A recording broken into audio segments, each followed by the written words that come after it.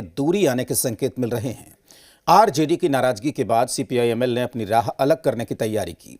ऐसे में विपक्ष ने इंडिया गठबंधन में सीट शेयरिंग के फॉर्मूले को लेकर तंज किया, तो पलटवार करते हुए जेएमएम और कांग्रेस ने बीजेपी को अपने गठबंधन पर ध्यान देने की नसीहत दी।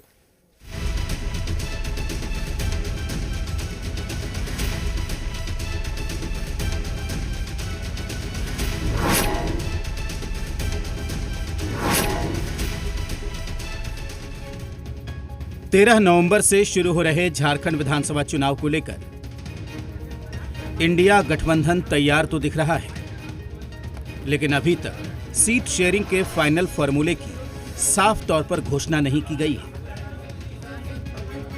पहले आरजेडी की नाराजगी की बात सामने आई, लेकिन मंगलवार को आरजेडी के उम्मीदवारों की घोषणा और तेजस्वी यादव के बयान के बाद यह साफ हो गया कि सीटों पर सहमति बन गई है, लेकिन ऐलान नहीं किया गया।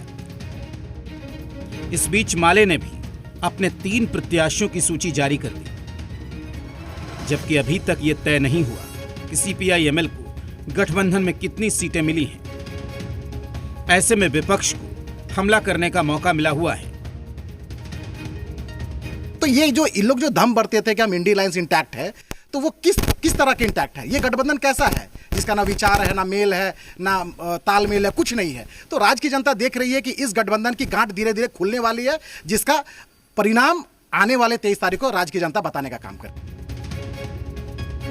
वहीं इंडिया गठबंधन का कहना है कि बीजेपी उनकी फिक्र करने की बजाय अपने गठबंधन पर ध्यान दे, जहां भगदड़ मची हुई है कि भारतीय जनता पार्टी झारखंड के अंदर में अब डूबता हुआ जहाज है, जिसकी कोई सवारी नहीं करना चाह रहा है। जनता तो पहले इनके साथ नहीं थी, अब इनके नेता कार्यकर्ता भी पार्टी छोड़ रहे हैं। झारखंड के अंदर में एक चेहरा है, वो है हेमंत सोरेन जी का चेहरा। जिस भारतीय जनता पार्टी के पास अपना कोई उम्मीदवार नहीं, अपने गठबंधन का जो कोई नेता फैसला नहीं कर पा रही, आप समझ सकते हैं, उसकी स्थिति का आकलन कर सकते हैं।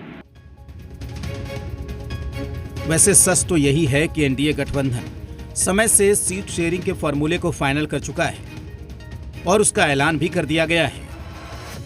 ऐसे में इंडिया गठबंधन कम से कम इस मोर्चे पर तो उससे पीछे चल रही है। धीरज ठाकुर, जी मीडिया, रांची।